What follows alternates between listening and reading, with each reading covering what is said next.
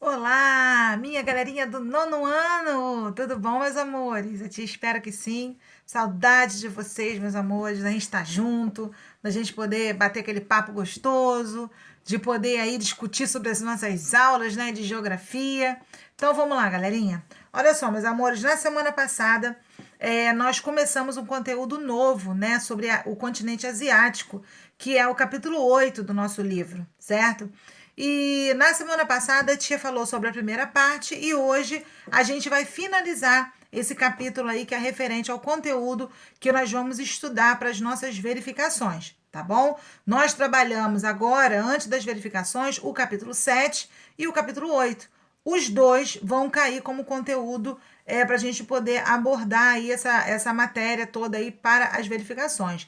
Na semana que vem, nós vamos ter quarta, quinta e sexta-feira de revisão, tá bom? Só que as revisões, galerinha, de agora, não serão mais impressas, elas serão em forma de quizzes também. Tá bom? A tia vai divulgar no grupo, vai mandar os links para que vocês possam acessar, para que vocês possam realizar essas revisões, tá bom? E lembrando que é importante que vocês façam essas revisões, porque ela é justamente o que vai dar base para que vocês possam fazer as verificações na outra semana, também em forma de quizzes, ok?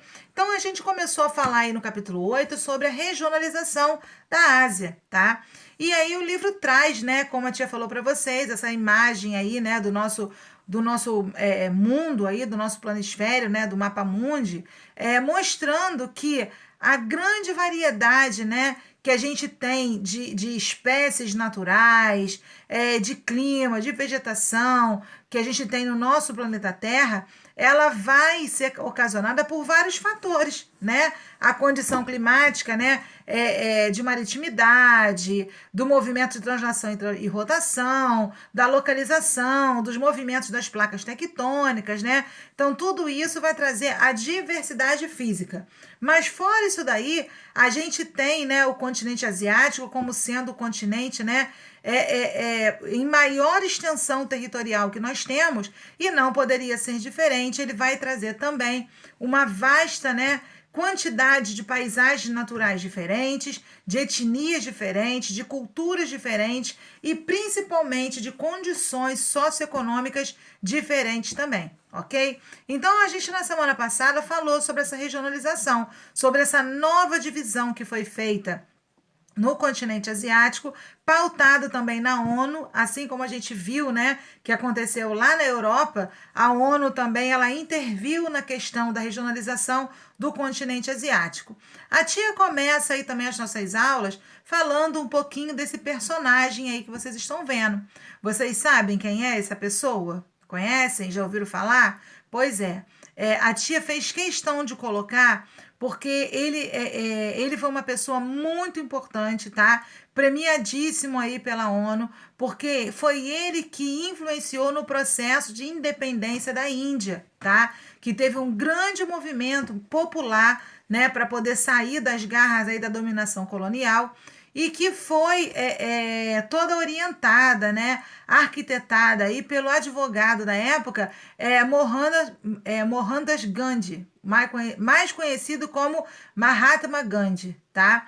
Era um homem de uma alma muito pura, tá? Muito humano, altamente assim voltado para as questões humanas e igualitárias, né? Pela luta pela igualdade social. Então ele lutou durante muitos anos, né? Abdicou de riquezas, de fortuna, de uma condição social confortável, porque ele era advogado, para poder lutar pelas condições de melhorias socioeconômicas de muitas pessoas que moravam na Índia, né? Na época em que ele ainda era vivo ainda, ok? Bom, meus amores, vamos aí então falar um pouquinho do Sudeste Asiático, né? Que é dessas regionalizações novas aí. O Sudeste Asiático ele é formado por países continentais e insulares localizados nos oceanos Pacíficos e Índico, tá? A parte continental da região corresponde às penínsulas do Himalaia e da Indochina, onde se situa o Laos, Camboja, Vietnã, Tailândia, Mianmar, Malásia, e a parte insular ela é constituída pela Indonésia, pela Malásia, pela Brunei, por Filipinas, Singapura, tá? A Indonésia é o maior país da região e tem um elevado número de grupos étnicos, com 300 povos e 500 línguas e dialetos distintos. Então, a tia trouxe aí para vocês verem, né? Um pouquinho desse contraste aí que existe no continente asiático, né? Aí em cima nós temos uma foto, né? Da Marina Bay em Singapura, tá? Um lado assim todo moderno, né? Você vê que construções de alta qualidade, de condições socioeconômicas muito boas. E ao lado a gente tem a cidade de Luoyang, tá? Aonde você vê uma população mais humilde, né? Uma questão cultural muito de tradição, com as pessoas típicas ali trabalhando. Então tem todo esse contraste, né? Entre o moderno e entre o tradicional no Sudeste Asiático. E aí, como o livro sempre traz, eu achei interessante colocar para vocês uma tabela mostrando um pouquinho dessa diversidade e das grandes diferenças, né, dos indicadores sociais de qualidade de população absoluta, taxa de mortalidade, esperança de vida ao nascer, anos de escolaridade, né, em média, e o IDH, que é o Índice de Desenvolvimento Humano, que vai mensurar as condições de saúde e de educação. Então, a tia gostou de colocar, né? Sempre gosto de trazer para vocês poderem fazer uma comparação, né? Dos níveis. Olha só, por exemplo, a taxa de mortalidade, né? Como no Timor-Leste é alta, como no Camboja é altíssima, é 46,1%. Olha só como é alta, entendeu? Para vocês poderem observar. E o índice de desenvolvimento humano não está diferente, não. Olha só a colocação, né, dos países. Olha o Camboja, está em 146 a colocação dele, né, entre os países. É um dos países que apresentam as condições sociais e humanas muito baixas, né, e onde a ajuda humanitária da ONU, né, e de outras instituições humanitárias chegam para poder ajudar a população. Bom, assim como a Coreia do Sul, Taiwan, Hong Kong, Singapura faz parte de um grupo chamado Tigres Asiáticos. Eu não sei se vocês lembram, mas o ano passado nós falamos um pouquinho, né, dos tigres asiáticos, que são os países, né, que surgiram no continente asiático, aonde eles investiram, né, na questão da educação, no desenvolvimento econômico, na industrialização, na exportação de produtos, né? E todas essas medidas econômicas que eles tomaram e se uniram fizeram com que eles virassem uma grande potência econômica, né? E que combatia aí qualquer tipo de mercado desses tipos de produto, tá? Além de Singapura, a gente também tem aí a Malásia, Tailândia, Indonésia, tá? Que são chamados de novos tigres, ou seja, países que até então eram considerados inferiores na questão econômica, mas que aos pouquinhos eles foram se tornando emergentes, foram surgindo e conseguindo se adequar às condições econômicas, né, para serem chamados aí de novos tigres asiáticos, devido à sua grande expansão econômica, ok? Bom, galerinha, a Ásia Oriental reúne os países que concentram um grande volume de produção e de comércio mundial neste milênio. Ela é formada aí pelo Japão, pela Coreia do Sul, pela Coreia do Norte, a Mongólia e a China. E os territórios de Macau e Hong Kong, tá? Essa região vive uma intensa expansão econômica. O Japão, ele é considerado uma das maiores potências econômicas da região e do mundo, né? A gente também já falou muito sobre isso o ano passado, quando a gente falou bastante da questão dos tigres asiáticos, né? Não tinha como a gente deixar de destacar o grande potencial econômico, industrial, né? E tecnológico do Japão nesse período, ok? Destacam-se também aí a China, né, e os tigres asiáticos. A China é o terceiro maior país do mundo em superfície territorial e também o mais populoso, tá? Com mais de 1 bilhão e 380 milhões de habitantes. Inclusive lá na China, nós temos aí grandes políticas, né, de controlar a questão do nascimento das crianças, né? Os casais só podem ter um filho por família e tudo isso registrado, né? Tem que ter a permissão do governo e tudo mais, ok? Bom, aí a tia trouxe para vocês alguns indicadores sociais de lá.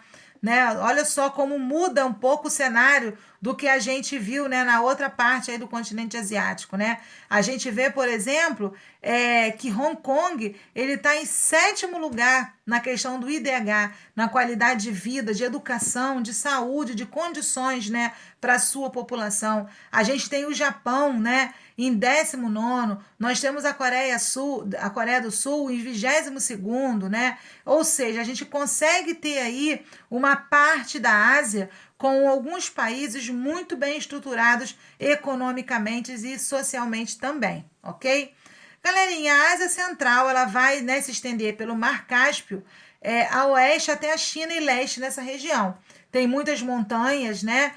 E as características físicas de muita montanha, de um solo mais trabalhado, né, na questão de pedras, dificulta um pouco a questão, né, da agricultura, da produção de alimentos nesse país, ok?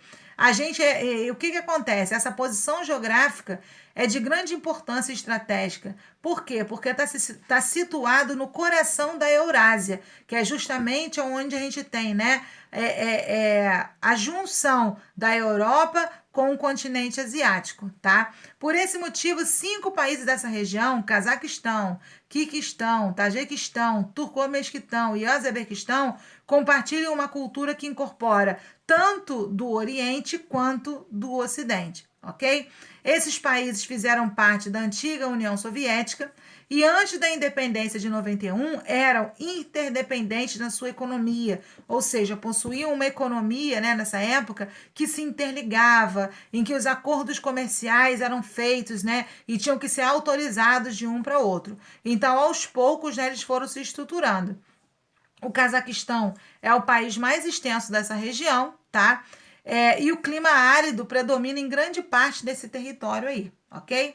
E aí um pouquinho, né? Olha só quantos poucos países fazem parte aí dessa parte aí da Ásia, né? O Cazaquistão, o Uzbequistão, Turcomequistão, Quirguistão e Tajiquistão. E todos eles, né, também vão aí adquirir um índice que não é tão ruim, né? A gente vê aí, né, o Cazaquistão em 58 aí na listagem, né, de colocação e os outros aí acima de 100 um pouquinho, mas não possui uma qualidade de vida tão ruim e tão miserável como os outros que a gente viu e os países da África também, ok? Bom, a Ásia Setentrional é a maior parte da Rússia que se localiza no continente asiático, mas o centro econômico e político e maior concentração populacional se encontram na porção europeia do país, tá?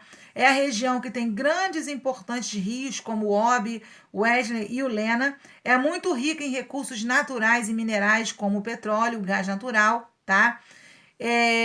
Mas a gente tem também uma grande faixa aí ocupada pela Sibéria, tá? Que é um clima muito frio e polar, o que dificulta tanto as pessoas poderem morar nesse lugar, né, desenvolver ali, quanto qualquer tipo de produção econômica, de extração mineral, né, ou de produzir alguma coisa ali devido às condições climáticas que ele tem, tá bom?